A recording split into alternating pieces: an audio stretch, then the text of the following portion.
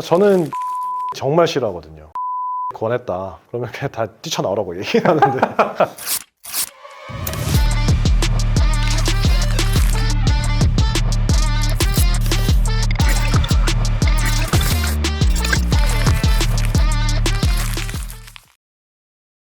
네, 안녕하세요. 치과의사 김기영입니다. 네, 안녕하세요. 치과의사 장지원입니다. 요즘 일레이 환자분들 일레이 하실 때 재료 선택에 고민이 꽤나 많으신 것 같더라고요. 그래서 오늘 시간에는 인레이 종류 어떤 게 있고 어떤 장단점이 있고 어떨 때 어떤 종류의 인레이를 추천을 드리는지 한번 알아보겠습니다. 충치가 있을 때 치료하는 방법은 크게 보면은 레진이 있고 인레이가 있고 크라운이 있을 수 있겠죠. 어떤 치료를 선택할지는 충치의 크기가 좌우해줄 거고요. 크기도 그렇지만 깊이감이라고 해야 될까요? 신경이랑 얼만큼 가까운가도 우리가 어떤 치료를 할지에 대해서 저원 요인 중에 하나죠. 보통 인레이를 권해드리는 거는 사이 충치 그리고 씹는 면에 좀 넓은 충치가 있을 때 인레이를 좀 권해드리는 편이죠. 일레이가 종류가 있다라기보다 어떤 재료를 만드냐에 따라서 구성이 좀 달라지죠. 금으로 만들면 골드 일레이, 아니면 세라믹으로 만들면 세라믹 일레이, 레진 일레이도 있고요. 지르코니아로 만들면 지르코니아 일레이, 또 세라믹 일레이랑 레진 일레이를 조금 결합한 형태로 하이브리드 일레이라는 게 좀 있죠. 가장 크게 좀 나누어 보면은 치과에서 합착과 접착의 개념으로 좀 나눌 수 있어요. 합착 같은 경우에는 우리가 어떤 붙이는 재료와 치아 그 사이에 시멘트가 들어가게 되는데 그 시멘트가 말 그대로 그냥 공간 유지만 좀 하는 느낌인 거고요. 접착 같은 경우에는 그 시멘트가 치아랑도 결합하고 재료랑도 결합을 해서 합착보다는 단단하게 서로 간의 결합을 유지한다는 개념으로 생각하면 될 것 같아요.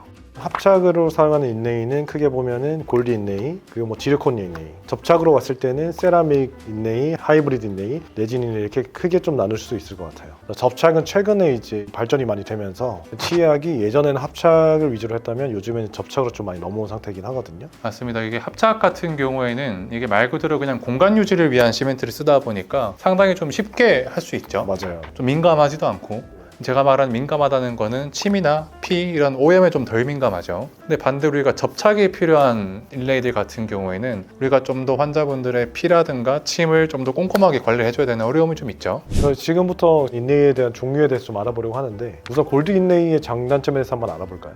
골드 일레이는 저희가 아까 말한 접착, 합착 중에서 합착을 좀 주로 사용하는 일레이죠. 그래서 꽤나 전통적인 방식 중 하나고요. 골드 인레이의 장점은 치아 삭제가 일단 좀 적어요. 맞습니다. 네, 치아 삭제가 좀 적고 적다는 거는 접착을 사용하는 레진이나 세라믹 인레이에 비해서 삭제량이 좀 적은 거죠. 골드는 워낙 얇아도 이게 골드가 깨지거나 그러지 않으니까 미세부 재현성이 좀 뛰어나죠. 단점이라고 하면은 일단 비신미점. 맞습니다. 요즘에 제일 큰 단점은 골드라고 하는 건 이제 금속이기 때문에 연성이라고 표현을 하거든요. 그러니까 씹으면 씹을수록 금속이 펴지는 성질을 연성이라고 하잖아요. 골드 인레이는 재료가 깨지진 않지만 오래 쓰다 보면은 치아 안에서 재료가 평창을 하면서 치아가 깨져나가거나 아니면 치아가 좀 금이 가게끔 유발하는 그런 좀 치명적인 좀 단점이 있죠. 다음으로 또 지르코니아 인레이가 있죠.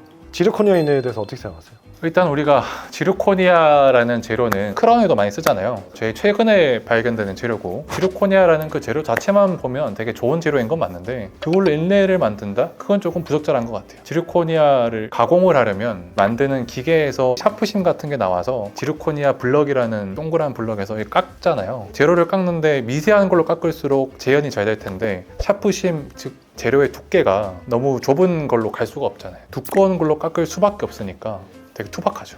지르코니아 일레이를 하는 치과도 있다는 걸로 알고 있습니다. 저는 잘 못 봤는데. 저는 꽤 많이 봤어요. 아, 그래요? 저수가 치과에서 지르코니아 인레이를 많이 하더라고요. 지르코니아 인레이가 시술하는 치과 입장에서 시간도 빨리 걸리고 그냥 편하니까 하는 경우가 있어요. 그래서 저는 지르코니아 인레이 정말 싫어하거든요. 환자분들한테 그냥 가감없이 좀 말할 때는 지르코니아 인레이를 권했다 그러면 그냥 다 뛰쳐나오라고 얘기하는데 이게 전문적인 내용이긴 하지만 지르코니아 자체는 크라운 할 땐 되게 좋은 재료일 수 있는데 인레이에는 맞지 않는 재료예요. 물성 자체도 시성이라고 하는 거이 있는데 뒤틀림이라는 게 되게 약하고 환자 입장에서 그리고 치아 입장에서 보면은 해서는 안 될 부분이라고 생각을 하긴 합니다. 접착 쪽으로 넘어가 보면 세라믹 일레이, 레진 일레이, 그 다음에 우리가 하이브리드 일레이가 있죠. 그 중에서 보통 어떤 걸 제일 많이 쓰시나요?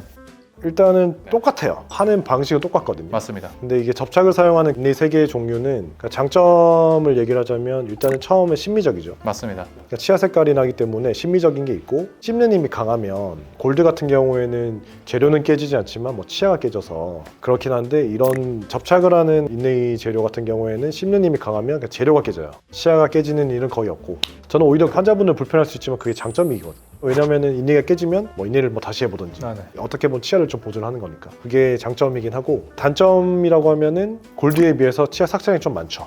어쩔 수 없이 우리가 이런 접착 종류의 인레이를 할 때는 삭제량이 많아질 수밖에 없죠. 왜냐하면 우리가 최소한의 강도를 확보하기 위해서는 삭제해야 되는, 즉 붙이는 인레이가 가져야 될 최소한의 두께가 있는데 그 두께를 확보하려면 골드 인레이 같은 경우보다 삭제량이 많을 수밖에 없죠. 접착이 솔직히 워낙 예민하다 보니까 붙이는 과정에서 좀 문제가 일어날 가능성이 조금 높기는 하죠. 붙이고 나서 시리거나 뭐 통증이 있을 수도 있는 거고 그게 또 단점일 것 같긴 합니다.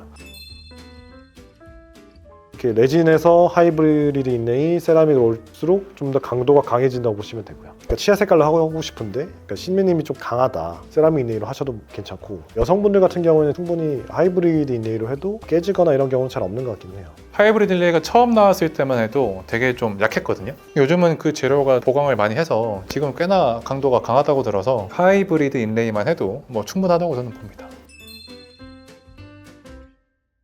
그러니까 레진 인레이는 저는 솔직히 강도가 좀 너무 약해서 저도 보통 하이브리드 인레이를 대부분 권해드리고 하이브리드 인레이는 뭐 좀 작은 어금니나 뭐 큰 어금니에 그냥 씹는 면 교환면이 그렇게 세지 않으신 분들의 그 사이 충치, 큰 어금니 이런 부분은 하이브리드 인레이를 권해드리는 편이고 그리고 만약에 하이브리드 인레이를 쓰시다가 깨지셨다 얼마 안 되셨는데 그러면은 이제 세라믹으로 권해드리는 때도 있고요. 저는 웬만하면 하이브리드 인레이를 많이 추천드리고요. 예를 들어서 나는 치아가 했을 때 보이는 그 조금의 뭐 미세한 차이 나는 색깔도 싫다 라고 하면 물론 세라믹 인레이를 권해드리기도 하는데 웬만하면 하이브리드 인레이를 권해드리고요. 간혹 가다가 금 매니아 분들이 있거든요. 뭐 나는 금이 무조건 좋다. 그럼 저희 뭐 금 인레이 해드리기도 합니다. 저희 치과는 지금 골드 인레이 없애긴 했거든요. 골드 인레이가 솔직히 말씀드리면 치과 의사 입장에서는 정말 편하거든요. 딱 붙이고 그냥 안녕히 가세요 그렇게 하면 끝인 건데 요즘에서 제가 되게 많이 하는 진료 중에 하나가 이전에 골드 인레이를 했는데 그 골드 인레이로 인해서 치아에 금이 가거나 치아가 깨지거나 하신 치아의 치료를 되게 많이 한단 말이에요. 저도 고민을 하다가 이 골드 인레이는 치아에는 좀 좋지 않겠다는 생각이 좀 들어서 저는 골드 인레이를 거의 안 하긴 합니다. 저는 골드 인레이 가끔 하긴 해요. 이게 또 약간 그런 경우가 있잖아요. 인레이를 하긴 해야 되는데 그렇다고 범위가 너무 크진 않고 치아 삭제를 많이 하자니 그것도 조금 부담스럽고 골드 인레이를 권하기도 해요. 골드 인레이 같은 경우에는 담당 원장님과 상의를 좀 하셔서 아마 꼭 필요한 경우가 있을 때 하시면 조금 더 좋은 선택지가 되지 않을까 싶습니다. 결론적으로 말씀드리자면 접착 인레이가 좋습니다. 자, 여기까지 해서 오늘 이제 저희가 인레이 종류랑 각 장단점, 그 다음에 뭐 각 필요한 경우에서 어떤 인레이가 더 좋은지에 대해 설명을 좀 해드렸는데요. 저 인레이 장단점 얘기 들으시고 인레이 선택하는 데 있어서 많은 도움 되셨으면 좋겠습니다. 네, 지금까지 치과의사 장재환 치과의사 김기영이었습니다. 감사합니다. 감사합니다.